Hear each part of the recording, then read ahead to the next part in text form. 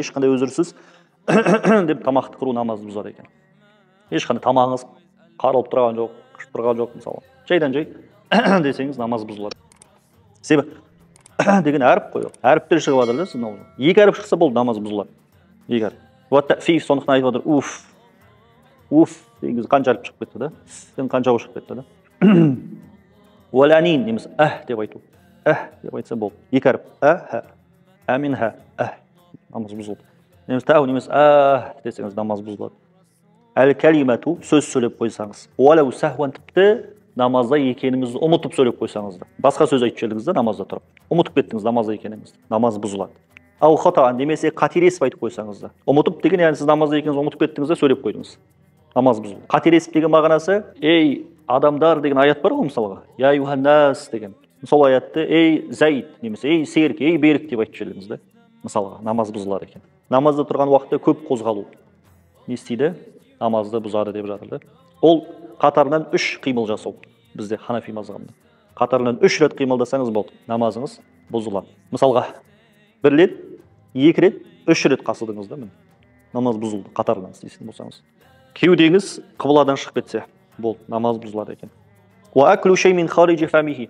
Сырттан қандай да бір нәрсе жеп қойсаңыз намазды бұзады екен, кез келген нәрсе болсын. Кез келген нәрсені жұтып қойсаңыз сырттан, ауыздың сырттан, ол үлкен болсын, кішкентай болсын, айырмашылық жоқ. Жұтып қойсаңыз болды, жеп қойсаңыз болды, намаз бұзылады деп жатыр. Сондықтан бауырлар дәрет алған уақытта сақ болыңыздар. Кейде мысалы дәрет алып келесіз ғой, тез намазға асығып. Сіз сүрдінбейсіз де. Келесіз Аллаху акбар деп намаз тұрып қаласыз. Сол кезде мына елдің барлығы су болып тұрады. Осы суды жұтуға болмайды. Намаздың ішіне тұрған. Жұтып қойсаңыз намаз бұзылады. Содан абай болыңыздар, иә. Сондықтан ең болмағанда бүйтіп, неңізді аузы жақтарды бүйтіп сүртіп қоясыз да сақтық ретінде. Одан кейін енді сырттан кіретін нәрсе размеріне қарамаймыз, көлеміне. Кез келген нәрсе үлкен болсын, кішкентай болсын, сұйық болсын, қою болсын, кез келген нәрсе бұзады екен. Ал енді сіз намазға тұрмай тұрып тісіңіздің арасында бір нәрсе тұрып қалсашы, соны намаздың ішінде жұтып қойсаңыз, онда біз қараймыз. Ноқаттың көлеміндей болса намаз бұзылады екен. Ноқат деген ана палау пісірген уақытта сол палауға салатын бұршақ дейді дейсіз. Дәнек қой. Дәнді дақыл деп айта ма, не деп айтады? Білесіздер ғой. Соның көлемі ноқат. Сондай болса намаз бұзылады. Тістіңіз арасында тұрып қалса, тамақ тұрып қалса, ит тұрып қалса, соны жұтып жүрсеңіз намаз бұзылады екен. Одан кішірек болса намаз бұзылмайды. Не үшін? Себебі кішкентай нәрседен сақтану қиын да, ол сілекейдің үкімінде болады. Сілекей жұтқанмен тең де ол. Түсіндіңіздер ме? Ал одан үлкен болса, одан сақтануыңыз мүмкін де. Ол қандай үлкен? Ноқаттың көлемі. Таяммум соқтыңыз, су жоқ болды. Намаз оқып тұрған уақытта су келсе, намаз бұзылады. Ва тамаму муддати масихил хуф. Мәсіге мәсихтатып жүрдіңіз. Міне сағат 12-де намазда тұрған уақытта сіз мерзім аяқталды, намаз бұзылады екен. Ва назаху, намаздың ішінде тұрып, ақырын ғана бүйтіп, бір амалмен ғана мәсін шешіп жіберсеңіз, намаз бұзылады деп жатыр. Әйел адам қасыңызға бір намазда тұрып қалса, екеуіңіз оқып тұрған намаз бір. Не имамның артында тұрса екеуіңіз бірге, немесе сіз имам болып тұрсыз, бірақ қасыңызда тұрды, екеуіңіз бірге оқып тұрсыз. Рүку сәждесі бар намаз. 5 уақыт намазда, жаназада тұрып қалсаңыз, намаз бұзылмайды. Енді қараңыз мынандай мәселе. Әйеліңіз екеуіңіз бір намазда тұрып қалдыңыз да, имамның артында тұрсыз. Немесе екеуіңіз біреуіңіз имам болып тұр, үйіп тұрды, сіз екеуіңіз бүйтіп тұрып қалсаңыздар, қатар, әрі осы қатар тұруыңыз бір күн мөлшеріне жалғасса, субханалла деп айтатындай мөлшерде жалғасып қалса, болды не? Намаз бұзылады деп жатыр. Қарасаңыз, бұл жерде біз рукух сәждесі бар намаз деп айтып жатырмыз. Жаназада бүйтіп тұрып қалсаңыз, қатарынан бір әйелмен бірге, одан намаз бұзылмайды. Сол секілді бір намаз деп айтып жатырмыз. Себебі оқып тұрған намаздарыңыз екі түрлі болса, одан намаз бұзылмайды. Екі түрлі намаз болса. Әрі бір мекенде оқып тұрсаңыз. Сондай-ақ қараңыз, сіз намаз бастаған уақытта сіз ол кісіні ниет еттіңіз да, әрі намазға тұрған кезде сіз оған артқа тұр деп айтқан жоқсыз да, ишарат еткен жоқсыз намаз бастаған кезде. Ниет еттіңіз, Аллаху акбар десеңіз болды. Қасыңызға тұрып қалса, бір күн намаз бұзылады. Ал бірақ сіз ниет еттіңіз, бірақ оған ишарат бердіңіз, артқа тұрды. Бірақ ол тұрмаса, оның намазы бұзылады, сіздің намазыңыз дұрыс. Жақсы ма? Немесе ниет етпесеңіз, сіздің намазыңыз дұрыс. Ниет еткен жоқ, соған имам болу. Себебі біз айтқанбыз алдыңғы дәрісте. Әйел адамның сізге юу қашан дұрыс болады, егер сіз оны ниет етсеңіз ғана имамдығы. Сондықтан ғалымдарымыз не деп айтқан?